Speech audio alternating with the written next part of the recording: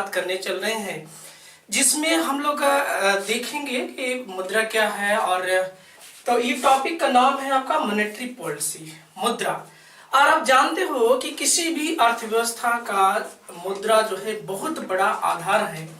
आप पूरे वर्ल्ड में जो है मुद्रा जनित अर्थव्यवस्थाएं चल रही हैं। अब बार्टर सिस्टम आपको कहीं भी देखने को नहीं मिलेगा कि वस्तु विनिमय प्रणाली आपको देखने को मिली।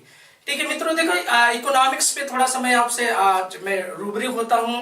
क्या आप देखेंगे कि हाल ही में यूपीएससी प्री का भी एग्जाम संपन्न हुआ है, और जिसमें सबसे ज्यादा लगभग 35 क्वेश्चन जो है आपके इंडियन इकोनॉमी से आए हैं। तो इसका मतलब यह है कि कहीं ना कहीं इकोनॉमी बहुत ही मूल हम लोगों के विषय में जो है बहुत ही ज्यादा महत्व रखता है। और इस महत्व को समझते हुए हमको कहीं ना कहीं इसके बेसिक कॉन्सेप्ट को, रूट्स को समझना पड़ेगा। और आप जानते हो कि ये इकोनॉमी हमेशा करंट बेस पे वर्क करता है, और पूरी दुनिया का जितना भी संबंध है इसमें आर्थिक संबंध ही विशेष महत्व रखता है। चाहे वो अमेरिका का भारत के साथ संबंध हो, चाहे भारत का चीन के साथ संबंध हो। अभी हाल ही में भारत के प्रधानमंत्री मालदीव और श्रीलंका की यात्रा पर भी हैं, और ये जो भी यात्राएं संपन्न कर रहे हैं प्रधानमंत्री, उसके पीछे कहीं ना कहीं हमारा इकोनॉमी भी बेस रखता है, इकोनॉमी भी महत्व रखता है। तो इकोनॉमी बहुत बड़ा आधार होता है, और लगातार आप देख रहे हो कि विकास की बात की जाती है, डेवलपमेंट की बात की जाती है कि भारत की विकास दर को कैसे उच्च किया जाए, कैसे हम लोग तेजी से जो है पर कैपिटा यानी प्रति व्यक्ति इनकम को बढ़ाया जाए, कैसे जीवन स्तर को हम लोग सुधारें। ये तमाम मुद्दे जो है आप अभी हाल ही में चुनाव में भी आपने देखा होगा, और ये पिछले 5 सालों में भी आपने इस बात को, मुद्दों को भी देखा होगा। तो आइए इसी परिप्रेक्ष्य में हम लोग चलते हैं एक बहुत ही इंपॉर्टेंट टॉपिक के साथ आपसे डिस्कस करने के लिए, जिसमें है आपका मॉनेटरी पॉलिसी। तो इसको समझने के लिए 2 चीजों का हम लोगों को समझना जरूरी है। एक पहला है कि मुद्रा क्या है, व्हाट इज मनी, ठीक है। और दूसरा कि ये पॉलिसी क्या है, पॉलिसी यानी नीति क्या है। इन दोनों शब्दों को हम लोगों को पहले समझना पड़ेगा, ठीक है। तो आइए हम लोग देखते हैं कि मुद्रा क्या है। तो मित्रों, मुद्रा विनिमय का माध्यम है। जैसे भाषा जो है आपका क्या है, कम्युनिकेशन का, संचार का एक माध्यम है। हम एक दूसरे को भाषा के माध्यम से, शब्दों के माध्यम से, जैसे मैं आपसे रूबरू हो रहा हूं भाषा के माध्यम से, हम लोग एक दूसरे को कम्युनिकेट कर रहे हैं भाषा के माध्यम से, ठीक उसी तरीके से मुद्रा भी एक माध्यम का कार्य करती है। और यह विनिमय क्या है, पहले देखिए आप जो है पिछले अगर हिस्टोरिकल बैकग्राउंड में इसको चले हम लोग, तो दुनिया में जो है बार्टर सिस्टम चला करता था। चाहे भारत हो, चाहे अमेरिका हो, चाहे ब्रिटेन हो, सभी देशों में जो है वस्तु विनिमय प्रणाली हुआ करती थी। और इस वस्तु विनिमय प्रणाली में जो है हम लोग एक वस्तु को दूसरे वस्तु से जो है एक्सचेंज कर लेते थे। जैसे अगर हम लोग खाद्य सुरक्षा अगर फूड क्षेत्र में चले, खाद्य के क्षेत्र में, तो जैसे धान का जो है आप गेहूं से एक्सचेंज कर लिया, ठीक है। गाय का जो है आपने बकरी से कर लिया। तो ये जो उस समय पशुपालन की जो व्यवस्था चल रही थी, या फिर जो एग्रीकल्चर इकोनॉमी चला करती थी, तो उस समय वस्तु विनिमय प्रणाली हुआ करता था। लेकिन वस्तु विनिमय प्रणाली में सबसे बड़ी समस्या ये आ रही थी कि हम लोग ये देख रहे थे कि अगर भाई देखो, किसी व्यक्ति को अगर गाय की आवश्यकता है तभी तो वो गाय लेगा, या किसी भी व्यक्ति को आवश्यकता है बकरी की तो वो बकरी लेगा। तो गाय और बकरी का एक्सचेंज तभी आपस में होगा जब एक दूसरे की आवश्यकता हो। तो ऐसे में कहीं ना कहीं हम लोगों का जब डेवलपमेंट में ये बाधा है, विकास में एक बाधा है कि क्या करें हम लोग का व्यापार बढ़े, व्यवसाय बढ़े। तो व्यापार और व्यवसाय बढ़ाने के लिए ही दुनिया में मुद्रा जैसे कॉन्सेप्ट का डेवलपमेंट किया गया, मुद्रा को लाया गया। और मुद्रा क्या करता है, इन दोनों के बीच का माध्यम का काम करता है, मीडिएटर का काम करता है इन वस्तु और सेवाओं का एक्सचेंज करने के लिए। तो इकोनॉमी में 2 चीजें होती हैं, एक वस्तु होता है और दूसरा सेवा होता है। तो सेवा को हम देखिए, वस्तु को हम लोग देख सकते हैं, उसको स्पर्श कर सकते हैं, उसको महसूस कर सकते हैं, लेकिन सेवा हमको दिखाई नहीं देता है। सेवा को हम लोग स्पर्श भी नहीं कर सकते। सेवाएं जो है सिर्फ हम लोग महसूस कर सकते हैं। जैसे हम लोग की क्लास भी एक सेवा ही है, और आप इसको सिर्फ और सिर्फ महसूस कर सकते हैं, आप इसको स्पर्श नहीं कर सकते हैं। आप होटल में जाते हैं, रेस्टोरेंट में जाते हैं, बैंक में जाते हैं, आपको जो है बस परिवहन के संसाधनों का यूज करते हैं, तो सिर्फ आपको वहां पे सेवा ही सेवा दिखाई देगा। वहां पर कोई भी वस्तु इस तरह की नहीं होगी जो आप उसको क्या कर सके, स्पर्श कर सके। ठीक है, तो आइए इन्हीं वस्तु और सेवाओं के विनिमय के लिए किसका इजाद किया गया, मुद्रा का। तो हम लोगों ने ये समझा कि मुद्रा है क्या। दूसरा पॉलिसी यानी नीति। नीति हम लोग देखिए किस चीज के लिए बनाते हैं, नीतियां कई उद्देश्य होता है कि या तो हम लोग क्या करना है, मुद्रा को जो है एक इस तरीके से जो है मैनेज करना है कि इकोनॉमी में मुद्रा आवश्यकता से कहीं ज्यादा न हो जाए। कहीं अगर ज्यादा हो गई वस्तु और सेवा से तो उसका क्या प्रभाव पड़ेगा, अगर वस्तु और सेवा से मुद्रा कम है तो उसका क्या प्रभाव पड़ेगा। ये तमाम प्रभावों को देखते हुए हम लोग पॉलिसी बनाने का काम करते हैं।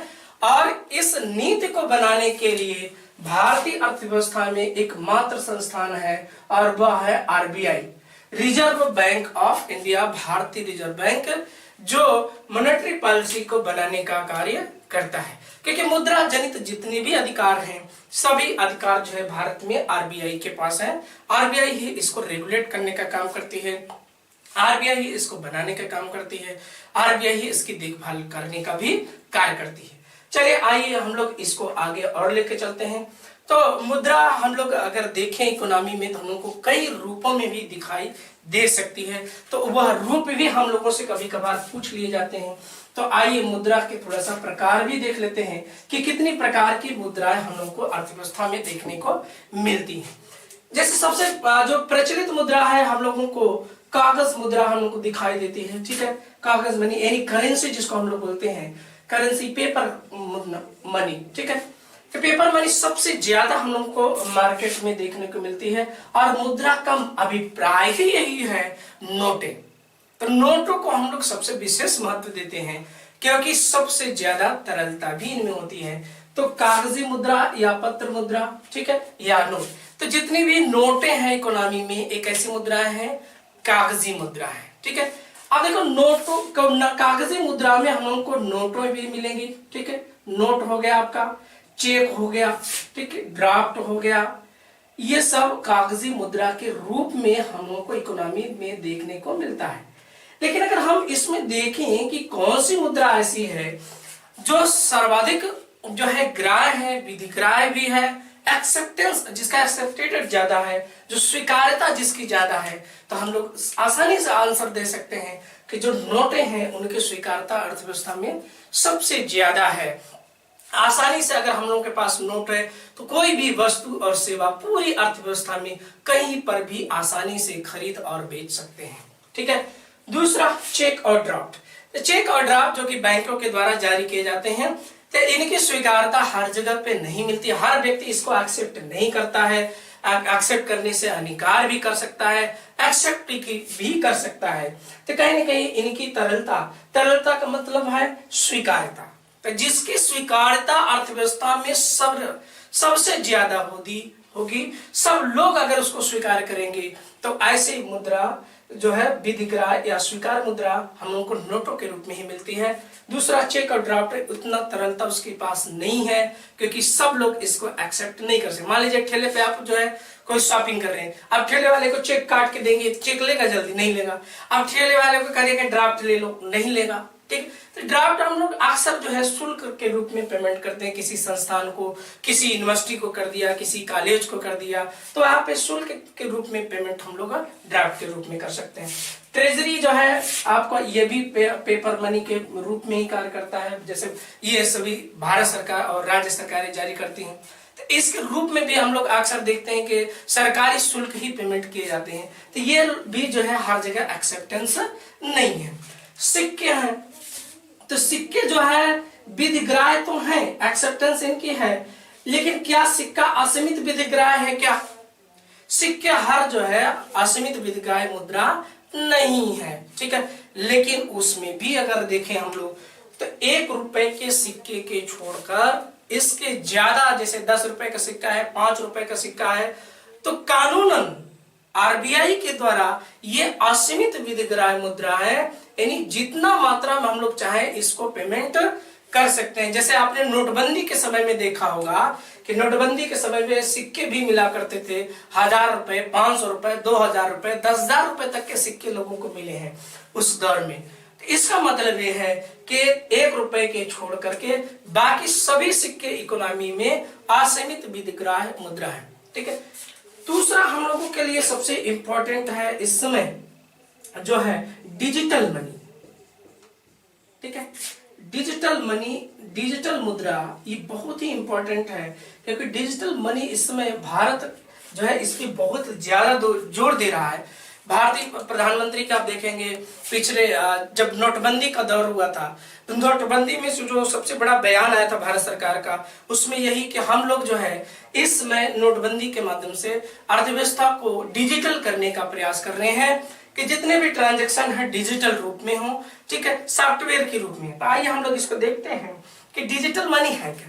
तो डिजिटल मनी वह मुद्रा है जो एक सॉफ्टवेयर के रूप में कार्य करती है, जो हम लोगों को पेपर के रूप में दिखाई नहीं देती। जैसे मोबाइल के सॉफ्टवेयर हैं तो वो हम लोग क्या उसको स्पर्श करते हैं, क्या उसे हम सिर्फ महसूस करते हैं ना, तो वैसे ही इस मुद्रा को भी हम लोग सिर्फ और सिर्फ महसूस कर सकते हैं।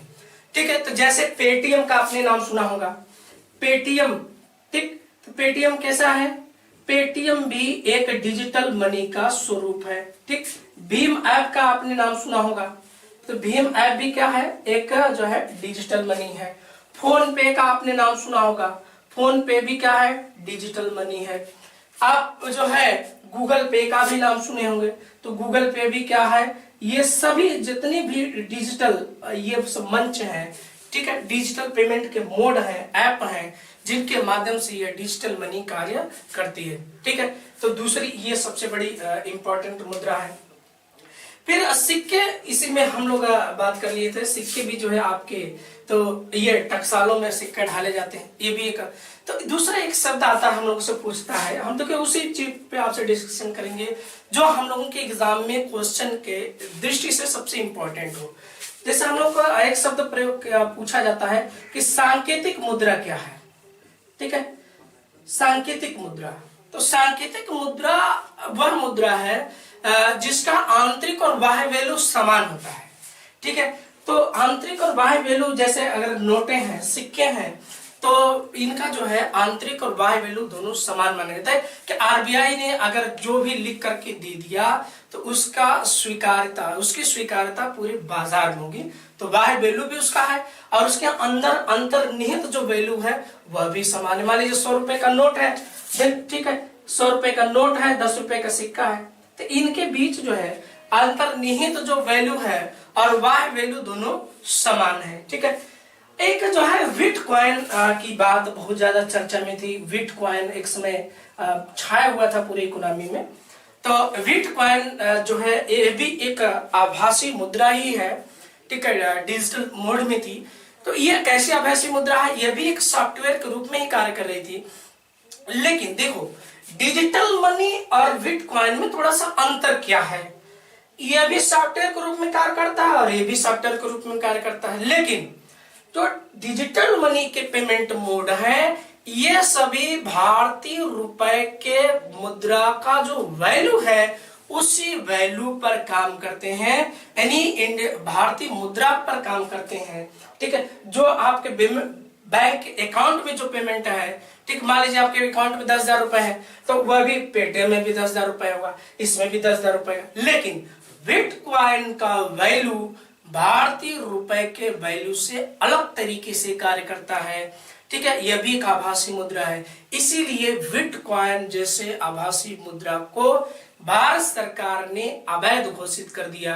क्यों? क्योंकि यह भारतीय मुद्रा के समानांतर मुद्रा बाजार खड़ा कर रहा था और ऐसे में हम लोगों के सामने बहुत सारी समस्याएं क्रिएट होती, और वो समस्याएं क्या क्रिएट हो रही हैं इस पर भी हम चल रहे हैं आपसे डिस्कशन करने कि यह बेसिक कॉन्सेप्ट क्या है। अब देखो, मुद्रा अर्थव्यवस्था का बहुत बड़ा आधार है, पूरी इकोनॉमी जो है इसी से चलती है। हम लोगों का मान लीजिए हम लोग इसमें तैयारी कर रहे हैं, प्रिपरेशन कर रहे हैं, तो क्या बिना मुद्रा के एक दिन भी हम लोग प्रिपरेशन कर पाएंगे? क्या बिना मुद्रा के हम लोग एक दिन भी भोजन कर पाएंगे? नहीं। तो पॉकेट में हमेशा मुद्रा हम लोग के चलती है। इसका मतलब यह है कि इकोनॉमी हमेशा हम लोगों के साथ कार्य करती है। ये बात अलग है कि हम उसको समझ पाते हैं कि नहीं समझ पाते हैं। तो अमूमन जो हम लोग समझ नहीं पाते, उसका समस्या ये है कि इकोनॉमिक्स के जो शब्द हैं वो हम लोगों के व्यवहार की, बोलचाल की भाषा से थोड़ा सा अलग है। जबकि अगर वो हम लोग के बोलचाल की भाषा से जुड़ा हुआ अगर विषय होता तो कहीं न कहीं हम लोग इस विषय को समझने में आसानी महसूस करते।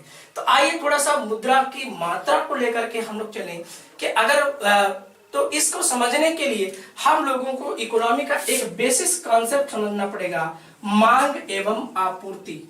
ठीक है, ये डिमांड एंड सप्लाई ये क्या है, क्योंकि इसी के आधार पे पूरी इकोनॉमी काम करती है। चाहे वह मुद्रा बाजार की, चाहे मनी मार्केट हो, चाहे आपका वस्तु बाजार हो, चाहे वह सेवा बाजार हो, विभिन्न बाजारों में, अर्थव्यवस्थाओं में इनका बहुत बड़ा महत्व है।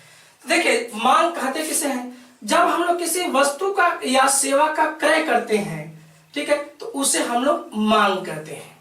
मांग कहने का तात्पर्य यह है कि जैसे ही वस्तु का क्रय किया तुरंत आपने मांग का सृजन कर लिया, डिमांड कर लिया। और उसी समय जस्ट जब दुकानदार आपका जो है वस्तु बेच रहा होता है, वस्तु का वह विक्रय कर रहा होता है, तो ठीक उसी समय वह क्या कर रहा होता है? आपूर्ति कर रहा होता है। तो जब हम लोग खरीदारी कर रहे होते हैं तो हम लोग मांग का सृजन कर रहे होते हैं, मांग करते हैं, उसे हम लोग मांग कहते हैं। और जब हम लोग या इकोनॉमी में जो व्यवसायी और व्यापारी वर्ग है, जब वह वस्तु और सेवा का विक्रय कर रहा होता है तो ठीक उसी समय वह आपूर्ति कर रहा होता है। तो आपूर्ति पक्ष यानी जो वस्तु और सेवा को बेचने का काम कर रहे हैं, मांग पक्ष जो वस्तु और सेवा को खरीदने का काम कर रहे हैं। तो इसे हम लोग जो है उत्पादक या इसे आपूर्ति वर्ग को हम लोग वितरण वर्ग बोलते हैं, वितरक वर्ग बोलते हैं। ठीक है, जिसे हम लोग व्यापारी या व्यवसायी के रूप में जानते हैं। ठीक है, दूसरी तरफ हम लोग जो ये खरीदारी करने वाले लोग हैं, हमेशा मार्केट में चाहे हम लोग ही हैं, हम लोग भी हमेशा कोई ना कोई वस्तु सेवा खरीदते हैं। तो हम लोग अर्थव्यवस्था में क्या है? उपभोक्ता हैं। हम लोग क्या हैं? उपभोक्ता हैं। जबकि ये लोग क्या हैं? उत्पादक या वितरक करता है। ठीक है, तो ये वितरण या तो कर रहे होते हैं या तो प्रोडक्शन कर रहे होते हैं। तो तीन तरह की गतिविधियां होती हैं, एक प्रोडक्शन, डिस्ट्रीब्यूशन और एक्सपेंडिचर। ठीक है, तो यानी उपभोग। आइए इसको समझते हैं कि ये मांग और आपूर्ति का इस मुद्रा के सापेक्ष जो है क्या प्रभाव पड़ेगा। कि अगर मुद्रा की मात्रा अगर ज्यादा बढ़ी तो उसका प्रभाव क्या पड़ेगा, और अगर मुद्रा की मात्रा कम हो गई तो उसका प्रभाव क्या पड़ेगा। अगर बाजार में मुद्रा की मांग बढ़ गई तो उसका क्या प्रभाव पड़ेगा, अगर बाजार में मुद्रा की आपूर्ति बढ़ गई तो उसका क्या प्रभाव पड़ेगा।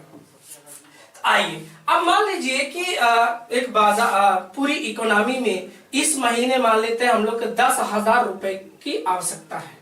कितनी आवश्यकता है? 10,000। तो इकोनॉमी बहुत बड़ा होता है तो 10,000 करोड़ रुपए ले लेते हैं। ठीक है, अब मान लीजिए कि आरबीआई ने अनुमान लगाया कि 10,000 करोड़ रुपए की आवश्यकता है इकोनॉमी में, और उसने 10,000 करोड़ रुपए के नोटों की छपाई करके और बाजार में सप्लाई कर दिया। ठीक है, आपूर्ति कर दी। अब इस समय बाजार में जितनी मुद्रा की आवश्यकता थी उतनी ही मुद्रा बाजार में पहुंच गई। इसका मतलब है कि जितनी मांग थी उतनी आपूर्ति हो गई।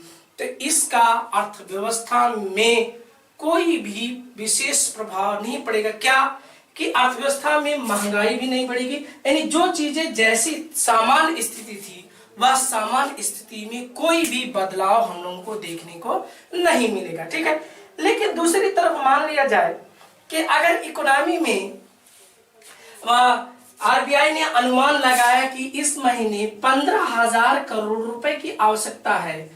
ठीक है, और उसने इतनी नोटें छाप दी। लेकिन जो प्रोडक्शन हुआ वस्तु और सेवा का, उसका वैल्यू इसके बराबर नहीं पहुंचा, या वैल्यू पिछले महीने की बराबर रह गया, यानी 10,000 करोड़ रुपए ही रह गया। अब ये 5,000 करोड़ रुपए अतिरिक्त मुद्रा बैंकों के माध्यम से इकोनॉमी में चली गई। अब यह मुद्रा जाल, इसका मतलब है कि 5,000 मुद्रा की मात्रा अर्थव्यवस्था में आवश्यकता से ज्यादा हो गई। आवश्यकता से ज्यादा होने का मतलब कि अर्थव्यवस्था में मुद्रा की आपूर्ति बढ़ गई। अब इस बढ़ी हुई मुद्रा की आपूर्ति के कारण क्या प्रभाव पड़ेगा? ठीक है, तो आपूर्ति का सिद्धांत यह कहता है कि अर्थव्यवस्था में आपूर्ति बढ़ने के साथ साथ वस्तु या सेवा की कीमत क्या होती है? गिरती है। जैसे मान लीजिए ये आपूर्ति है, ठीक है, इधर हम लोग एक कीमत लिख लेते हैं, प्राइस। तो जैसे मान लीजिए जाए ये मार्कर ही है हमारे हाथ में। अब इस मार्कर की मात्रा मार्केट में हमेशा 100 पीस आता है, 100 पीस बिक जाता है, लेकिन अनावश्यक रूप से मार्कर जो है 100 की जगह 200 पीस आ गया। अब मार्केट में ये बिक ही नहीं रहा है, तो दुकानदार क्या करेगा? इसका मतलब है कि इस मार्कर का वैल्यू गिर गया, इसका मूल्य गिर गया। तो मूल्य और कीमत में थोड़ा सा अंतर ये होता है कि मूल्य किसी भी वस्तु के अंदर अंतर्निहित उसकी जो है क्या है? आवश्यकता। तो जो आवश्यकता पर निर्भर करता है किसी वस्तु का मूल्य, जबकि उसी मूल्य के बदले में हम लोग क्या देते हैं? मुद्रा के रूप में उसकी कीमत चुकाते हैं। तो मूल्य एक आवश्यकता है, जबकि कीमत मुद्रा के रूप में हम लोग मापते हैं। तो जैसे जैसे आपूर्ति बढ़ेगी वस्तु, अब मात्रा मान लीजिए पहले 100 पीस थी तब तो ठीक था, अब 200 पीस हो गया तो कीमत देख रहे हैं ना, धीरे धीरे अपने आप गिर जाएगी।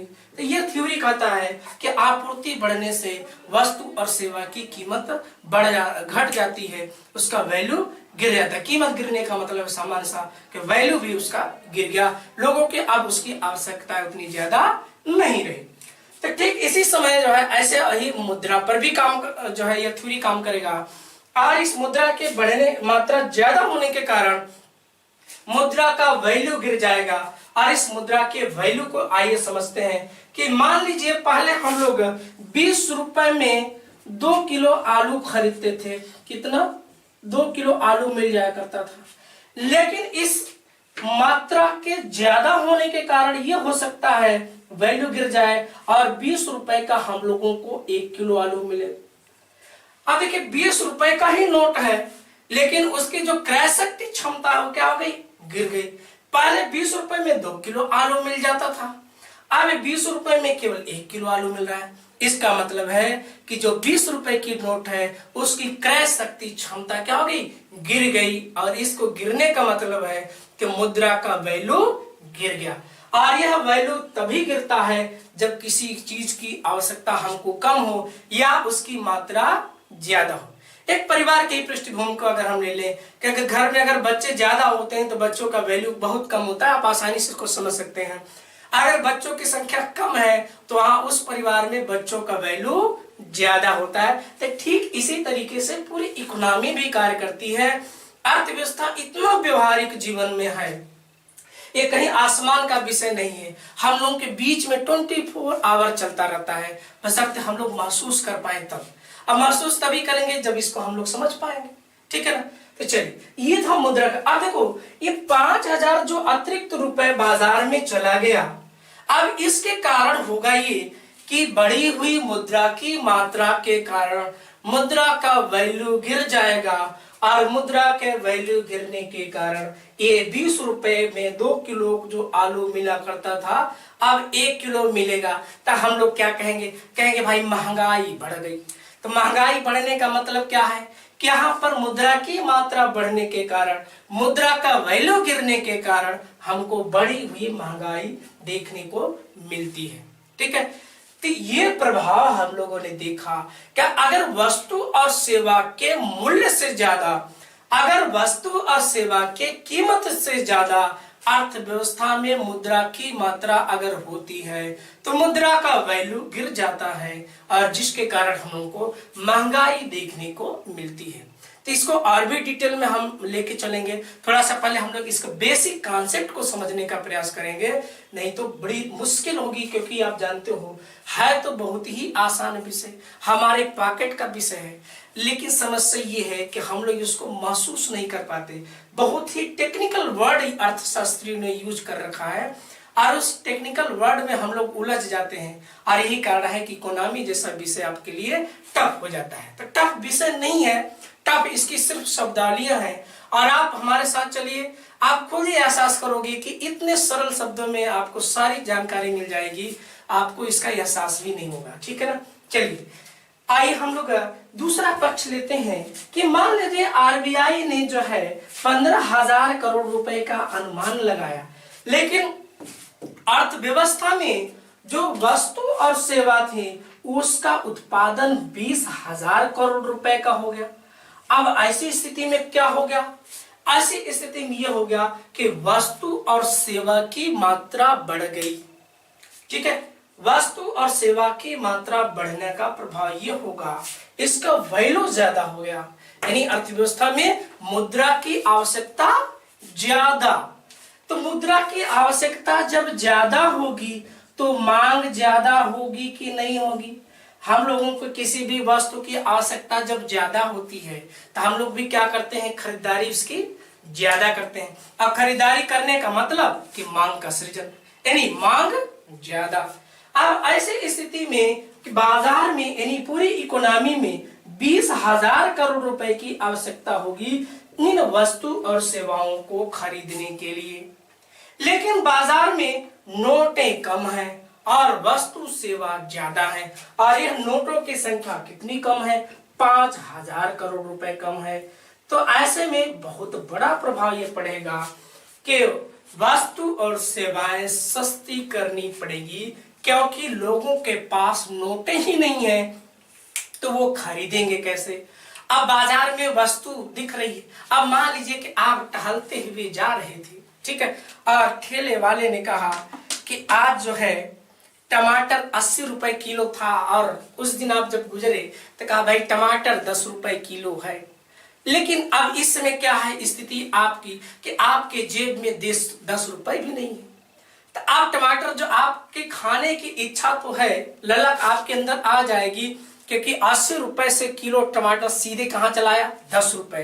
तो ऐसी स्थिति में हम लोग खरीद तो सकते हैं, लेकिन मुद्रा ना होने की स्थिति में क्या आप खरीद पाएंगे? नहीं कर पाएंगे। तो आप क्या करेंगे भाई? 5 रुपए किलो देंगे, बेवजह का बार्गेनिंग करके आप चल दोगे। ठीक है, जैसे आप पॉकेट में देखोगे बहुत लोगों के पास अगर मुद्रा जब नहीं होती है तो ठेले वालों से बार्गेनिंग बहुत अच्छा कर लेते हैं, और उनको मालूम है कि हम वस्तु नहीं खरीदेंगे। वो बोला 100 रुपए था, कहेंगे भाई 25 रुपए में दोगे।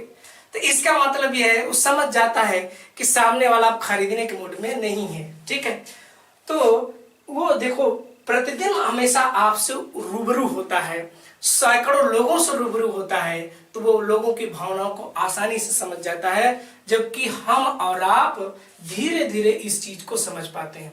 तो जितना व्यवसायी वर्ग है, व्यापारी वर्ग है, वो अर्थशास्त्र को नहीं पढ़ा है, इकोनॉमी को नहीं पढ़ा है, ठीक है, लेकिन वह व्यवहार में जो है चीजों को देख देख करके इतना ज्ञान उसके पास है कि एक किसी भी इकोनॉमिक एक्सपर्ट से वह भी कम नहीं है, कि वो चेहरे ही देख करके भाग जाता है कि मेरा कस्टमर वस्तु खरीदेगा कि नहीं खरीदेगा।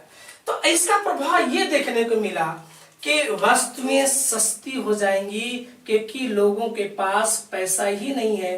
तो जब सस्ती होंगी तो ये कहां तक जाएंगी कि जहां तक 15,000 करोड़ रुपए में वस्तुएं बिक जाए।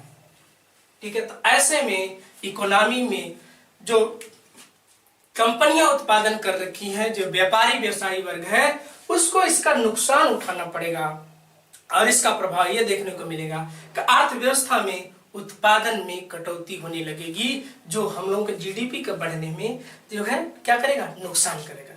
ठीक है, तो मुद्रा का बहुत बड़ा प्रभाव है, और पूरी अगर ये थ्योरी को हम लोग एक दिन अलग से स्पेशल और भी डिस्कशन करेंगे इसमें हम, ठीक है, और इसको समझने का प्रयास करेंगे हम लोग कि कैसे ये इकोनॉमी पूरी वर्क करती है। ठीक है, तो आज हम लोगों ने समझा कि मुद्रा ये क्या है, ठीक है, ये आपूर्ति पक्ष इसके पर कैसे काम करता है, मांग पक्ष कैसे काम करता है, दोनों का प्रभाव क्या पड़ता है। अगर डिमांड ज्यादा है, मांग बढ़ गई तो उसका क्या प्रभाव पड़ेगा, आपूर्ति अगर मुद्रा की बढ़ गई तो उसका क्या प्रभाव पड़ेगा।